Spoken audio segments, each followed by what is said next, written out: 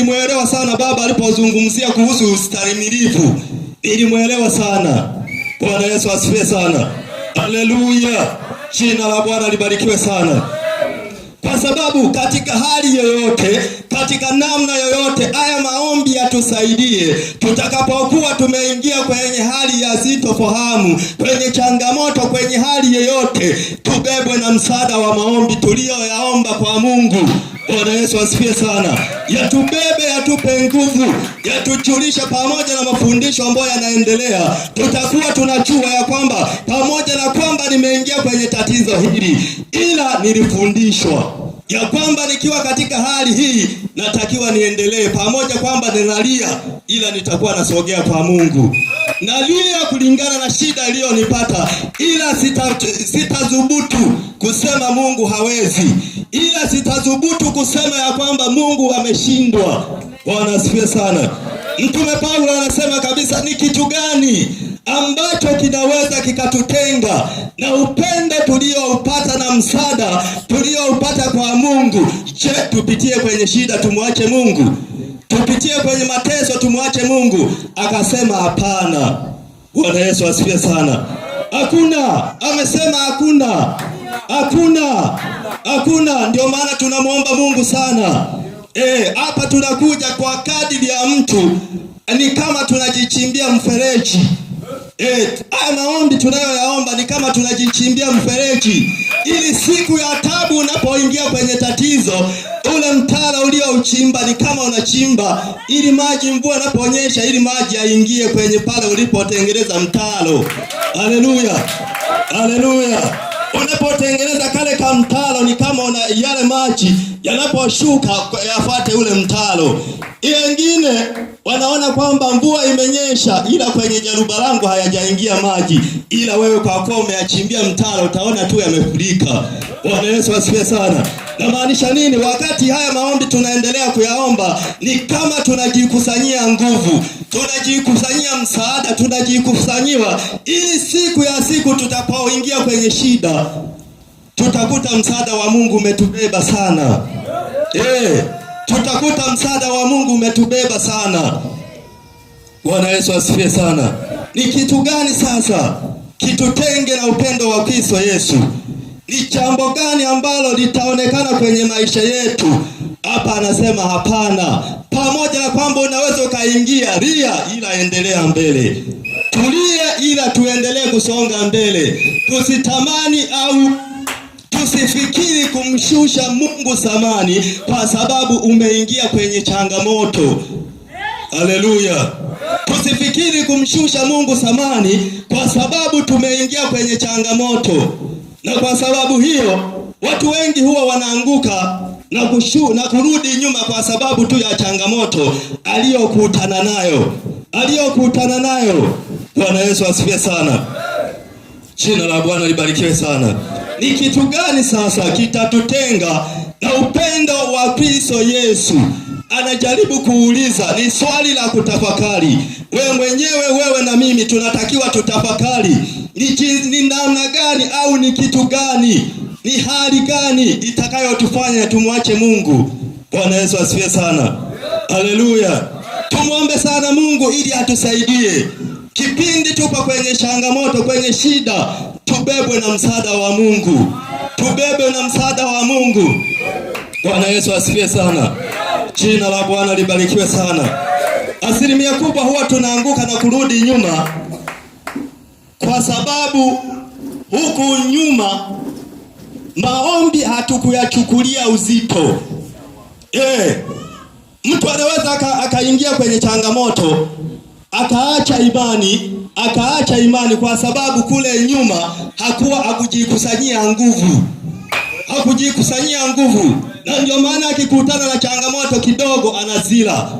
Anaona kwamba hata ibada yenyewe hainisaidii. Ni kwa sababu tunapokuwa tunamuomba Mungu, tunaomba Mungu ni ili tunakusanya nguvu. Hata kama kuna wakati tutaingia kwenye changamoto, tutaingia kwenye shida, tutaingia kwenye dhiki, ila ule msaada wa maombi utatubeba, kwamba pamoja na kwamba una hali hii, ila usifikiri kumwacha Mungu. Pamoja na kwamba uko kwenye mateso haya, moyo wako utakuwa unakwambia, pamoja na kwamba niko katika hali hii, ila sitageuza moyo wangu kwa Mungu.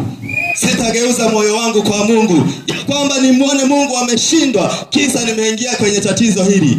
Nimuone Mungu ameshindwa kisa niko kwenye tatizo hili. Akasema haiwezekani. Bwana Yesu asifiwe. Bwana asifiwe sana. Haiwezekani. Haiwezekani. Na tumuombe Mungu sana atusaidie. Tumuombe Mungu atusaidie sana. Tumuombe Mungu atusaidie sana. Jina la Bwana libarikiwe sana. Tumuombe Mungu sana atusaidie wapendwa. Natamani yale mafundisho ya jana na ushuhuda wa jana umenipa kufikiri sana zaidi ya mara 10. Umenipa kufikiri sana kwamba hivi kuna watu wanawezaje kwamba kiongozi wao yuko katika hali hii, ila wamesimama kwa ajili ya mchungaji wao, wanasimama kumtetea, wanasimama kulisongesha, kwa sababu wanajua pamoja na hiki hakiwezi kikanitoa, hakiwezi kikanifanya nipunguze upendo wangu kwa Mungu. Bwana Yesu asifiwe sana. Haleluya. Jina la Bwana libarikiwe sana. Alafu kitu kingine nilibarikiwa sana na somo la jana. Nimebarikiwa sana na somo la jana la Baba Alexi. Nimebarikiwa sana na hilo somo. Kibinafsi kwa akili yangu mimi nilikuwa naona kwamba kumbe tulichelewa. Tungeanza siku ya Jumatano ingekuwa ni rahisi sana, ingekuwa imependeza sana, ila kwa kuwa tumeanza siku zimeenda, haina shida kulingana na hivyo. Kwa jinsi ambayo tumeweza kufunguliwa akili na mawazo. Unajua kuna maeneo unaweza wewe mwenyewe ulikuwa hujui, ila linaweza likatamkwa neno likakufungua pale wewe umekwama, likakufungua pale wewe ambao hujui. Bwana Yesu asifiwe sana. Haleluya. Ndio maana tunapokuwa tunamwomba Mungu, Mungu huwa anaonekana kwa njia nyingi. Anaonekana kwa njia nyingi wewe usioitegemea. Mungu anaweza akasema na tatizo lako kupitia kwa mtumishi. Inaweza asiongee kupitia maombi, ila akaja akasimama mtumishi akaongea kwa niaba. Bwana Yesu asifiwe sana. Haleluya. Ni kitu gani kitatutenga na upendo wa Kristo Yesu? Bwana asifiwe sana. Tunatakiwa tumuombe sana Mungu atusaidie. Tumuombe sana Mungu atusaidie. Tumuombe sana Mungu atusaidie. Tujikusanyie nguvu kwa Mungu. Tumuombe sana Mungu atusaidie. Hatutakuwa na wakati mwingi wa kulazimisha kwamba imefika muda wa ibada kama alivyokuwa anasema baba. Hatutakuwa na muda wa kulazimisha, kwa sababu utakuwa unajua kile kinachoendelea ni kwa ajili ya faida ya nani. Utakuwa unajua kwamba pamoja na kwamba nimekuja kwenye kongamano, ili kongamano ni faida yangu, sio faida ya jirani. Ni faida ya kwangu mimi binafsi, ya kwamba ili kongamano linatakiwa liseme na moyo wangu liweze kubadilisha. Nitoke nimekuja kwenye kongamano nisirudi kama nilivyokuja, ila iweko mbegu na badiliko litakalotoka.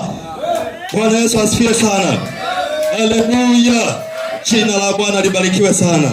Ni kitu gani kitatutenga na upendo wa Kristo Yesu? Tumuombe Mungu sana atusaidie. Tumuombe Mungu atusaidie. Hali yoyote, wakati wowote, magumu yoyote, tulie ila tunaendelea kwa Mungu. Likukute litukute, tulie ila tuendelee kwa Mungu. Kwa sababu aliposema kwamba ni kitu gani sasa kitatutenga, alijua kabisa ya kwamba ndani ya kumtumikia Mungu utakutana na vikwazo tu, utakutana na magumu, utakutana na shida, ila akasema ndani ya shida hiyo haiwezi kukutoa kwa Mungu, haiwezi kukufanya umwache Mungu kisa umeingia kwenye tatizo, hauwezi ukamwacha Mungu kisa mmekorofishana. Jina la Bwana libarikiwe sana. Haleluya. Bwana asifiwe sana. Ni kitu gani kitatutenga na upendo wa Kristo Yesu? Bwana asifiwe sana. Asilimia kubwa tunatakiwa tumuombe Mungu sana. Tubebwe na nguvu ya maombi. Tubebwe na nguvu ya maombi sana. Maombi ndiyo msingi wa kutufanya tufike pale tunapotakiwa tufike. Maombi ni msaada pale ambapo wewe nguvu zako za mwilini zimeisha. Hayo maombi yako yatakusaidia. Hayo maombi uliyojikusanyia kwa Mungu itaonekana wakati uko kwenye mateso. Itaonekana wakati uko kwenye nini? Uko kwenye mateso. Ndio maana maandiko yanasema Mungu kwetu ni kimbilio na msaada tele wakati wa nini? Mateso yapo, yatakuja. Alijua ya kwamba mateso kumbe yapo, ila ni wewe sasa utakuwa umejikusanyiaje nguvu kwa Mungu. Ikiwa ibada tulikuwa tunazifanyia kwa mzaha, ukiingia kwenye tatizo lazima tatizo litakuyeyusha. Litakufanya umwache Mungu. Ukiingia kwenye tatizo lazima litakupiga. Utaona kwamba hata kwa Mungu hakuna. Bwana Yesu asifiwe sana. Anaposema kwamba Mungu kwetu ni kimbilio na msaada tele wakati wa mateso. Msaada wa Mungu utakufunika pamoja na kwamba unaweza ukaingia kwenye tatizo, ila msaada wa Mungu ulioupata kupitia maombi utakufunika. Ila upo kwenye tatizo, unaweza ukakufunika. Unalia ila utamani kumwacha Mungu. Unalia ila hauwazi ya kwamba ninaweza nikamwacha Mungu. Kisa niende wapi, nikatumikie nini sasa? Kwa sababu nimeingia kwenye changamoto ndio, ila sipange kumwacha Mungu kwa hali hii. Kwa sababu hata Mtume Paulo alituambia kabisa, alisema ya kwamba hakuna kitu ambacho kinaweza kikakutoa kwa Mungu. Akaenda mbali sana, hata kama ni upanga. Je, ni upanga? Bwana Yesu asifiwe sana. Haleluya. Tuache kuomba maombi huku tukiwa tunakadiriana. Bwana Yesu asifiwe sana. Unajua kuna maombi unaweza ukawa unaendelea na maombi, lakini mwisho wa siku baadaye unaanza kumkadiria. Unamuona tu mtu unasema kwamba ila pamoja na kwamba amependeza, ila tunywele twake angetubana kwa staili hii. Bwana Yesu asifiwe sana. Pamoja na kwamba ila amependeza, ile gauni angelibana kama alibolibana fulani. Bwana Yesu asifiwe sana. Haleluya. Yale asilimia kubwa ukiingia kwenye changamoto, na kwa sababu muda mwingi ulikuwa unawaza mambo mengi, ule utakapoingia kwenye changamoto hautakuwa na msaada. Yaani msaada wako utakuwa ni kwamba niache tu imani. Yaani jibu la mwisho utakuwa unasema kwamba niache tu imani. Kwa sababu gani? Kwa sababu nyuma hukujikusanyia nguvu na msaada wa Mungu wakati ulipokuwa na nguvu. Bwana Yesu asifiwe sana. Haleluya. Jina la Bwana libarikiwe sana. Tunaendelea na maombi. Tuache maombi ya kuomba huku unakadiria kwamba ila pamoja na kwamba huyu mtumishi viatu vyake viko sipo, ila kashati kamekosewa kushonwa. Bwana Yesu asifiwe sana. Maana adui na yeye huwa anaingiza vya kuingiza. Wakati unaendelea kumuomba Mungu, shangaa tu wazo limechukuliwa limepelekwa nyumbani. Haleluya. Unaanza kuona kwamba pale niliacha sijatengeneza, pale niliacha ilitakiwa kumbe ningemalizia kale, nimeacha nguo nimeanika nje, nimeacha hiki nimeanika nje. Kuna mwingine, kuna mtu leo ni Jumamosi. Jumamosi ya leo ilitakiwa kwamba kuna mtu tulipatana kwamba atanipigia simu. Alitaka anipe hela yangu. Bwana Yesu asifiwe sana. Sasa lile wazo utakuwa naendelea kumwomba, huko unategeshea kwamba simu italia wakati unaendelea. Huyu jamaa kulingana kwamba sasa hivi imefika saa 6, saa 5 itakuwa tayari anaweza akawa anapiga. Mara unatoka nje. Kumbe bado hajapiga. Bwana Yesu asifiwe sana. Haleluya. Tuyaache hayo. Bwana Yesu asifiwe sana. Unakuta tu ufahamu wako umechukuliwa. Unaona kwamba niende tu nje. Hauna sababu ya kwamba kilichokifuatia. Pengine unaenda tu kujipiga selfie. Yaani wazo linakuja.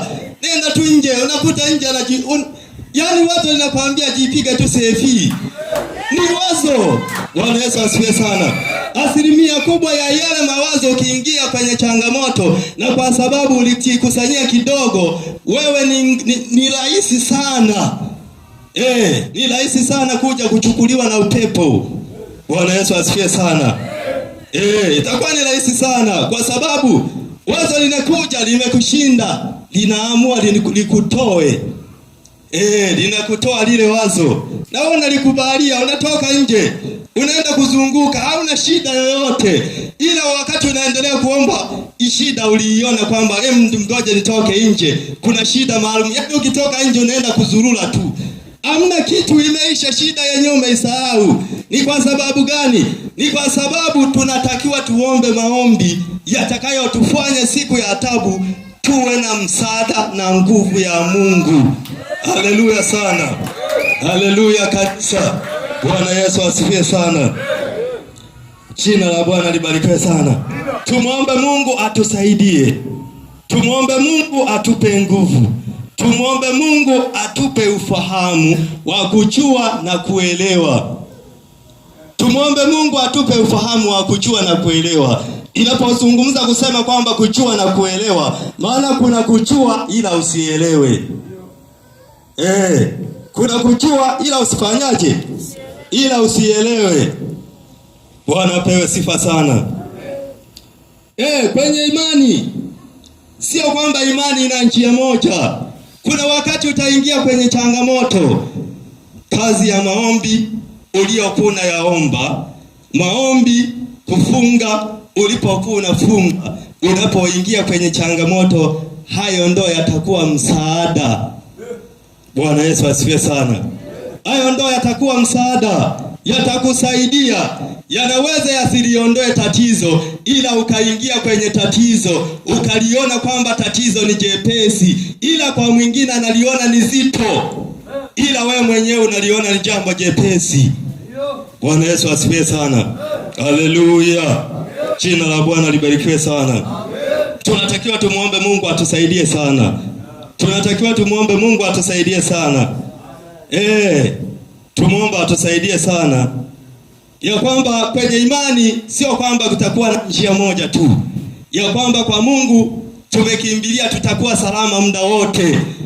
Kuna upepo, kuna changamoto, kuna ziki zitakuja. Itakufika. Inatakiwa sasa ni nini ulijikusanyia? Una msaada gani? Una nguvu gani ambayo ilitokana na kumuomba Mungu sana? Bwana Yesu asifiwe sana. Huo msaada na hayo maombi uliojiwekea kwa Mungu, hayo ndiyo yatakuwa ya bebe wakati uko kwenye changamoto, uko kwenye tatizo. Hautafikiria kumwacha Mungu kisa uko kwenye changamoto, kisa uko kwenye tatizo. Bwana Yesu asifiwe sana. Haleluya. Anasema ni kitu gani? Ni nani atakayetutenga na upendo wa Kristo? Je, ni ziki au shida au adha au njaa au uchi au hatari au upanga? Haya yote yanatajwa kwamba je, yakitufika kama hayo tutamwacha Mungu au tutaendelea na Mungu? Nikikutana kwamba sina chakula ndani, nitaendelea na Mungu au nitamwacha Mungu? Bwana Yesu asifiwe sana. Kama alivyosema mtumishi Alex baba hapa, ya kwamba alizungumza jambo moja jana,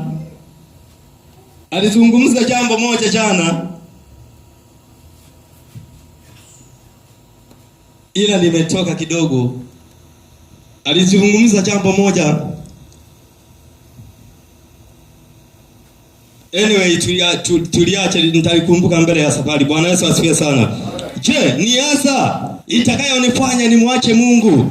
Je, ni njaa itakayonifanya nimwache Mungu? Je, ni kitu gani? Ni ziki itanifanya nimwache Mungu? Ujue ziki, ukisikia ziki ni kitu kimebeba mambo mazito. Kimebeba mambo mazito. Pengine kwenye familia imebeba mambo mazito.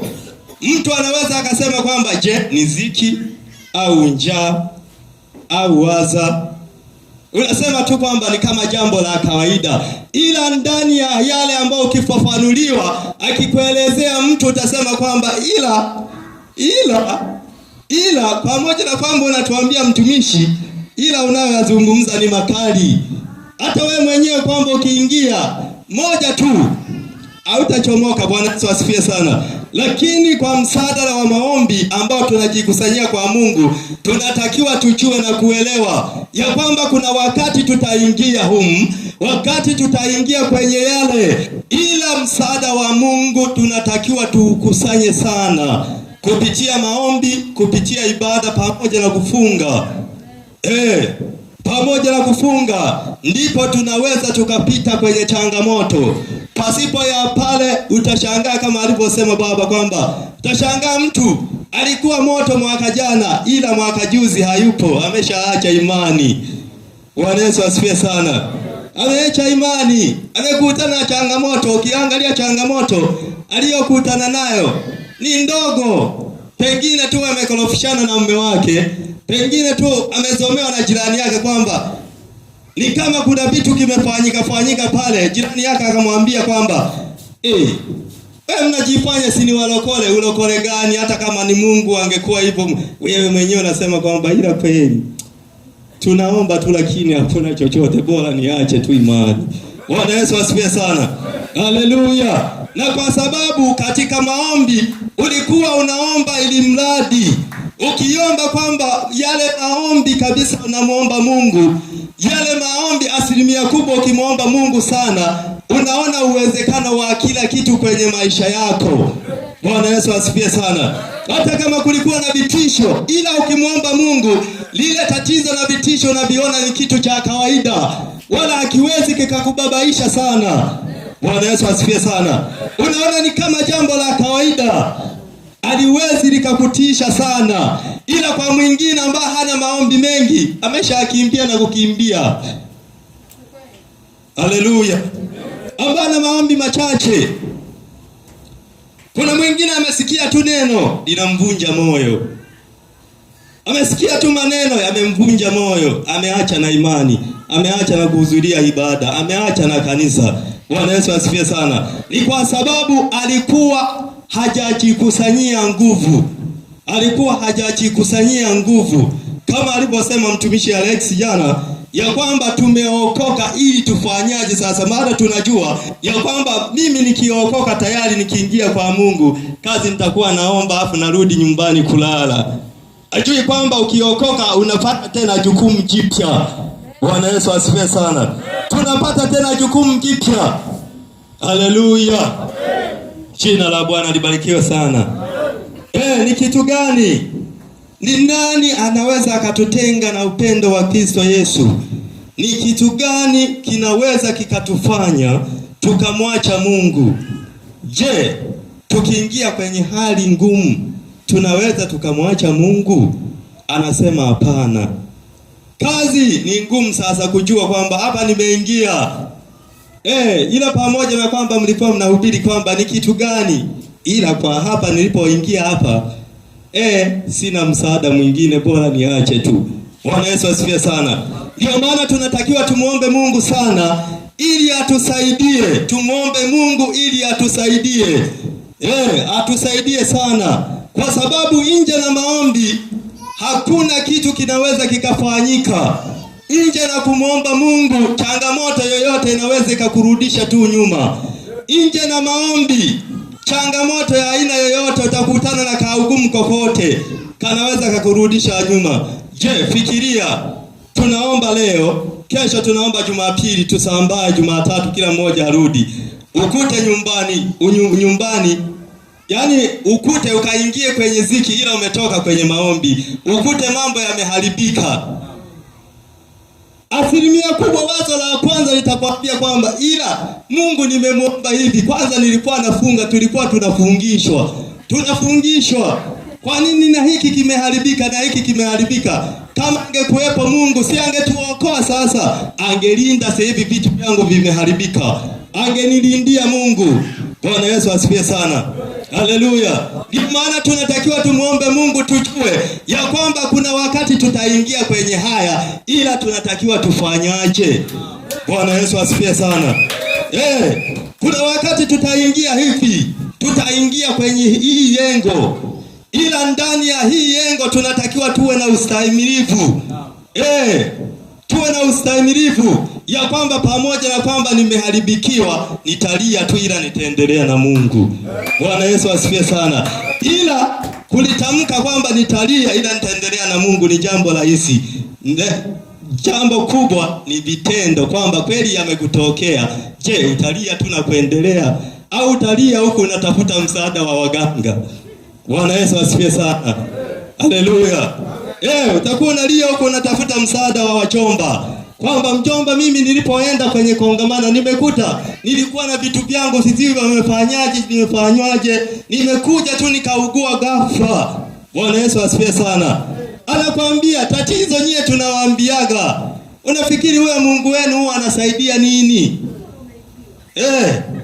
Bwana Yesu asifiwe sana. Bwana umeibiwa sasa, ikiwa ni Mungu wenu ajalinda kwa nini? Bwana ajalinda, umetoka, wamekuja wamechukua, wamekuja wamebeba, kuku zako zilikuwa wamechukua wameenda. Bwana Yesu asifiwe sana. Hayo ni madogo tu hayo. Ilo unakuta unasema kwamba ila hata kwa Mungu, ila wazo mjombo unaniambia bora uende kwa waganga, kuna dawa ya kunata wezi, kunasa wezi, yani watarudisha tu. Unasema kwamba ila kweli tutakuja tujuane na Mungu mbele ya safari. Haleluya. Anasema hiyo isikutishe. Isitutishe hiyo. Bwana Yesu asifiwe sana. Jina la Bwana libarikiwe sana. Nilikuwa na la kuendelea ila acha tu niishi hapa. Neema ya Mungu itusaidie sana. Amina.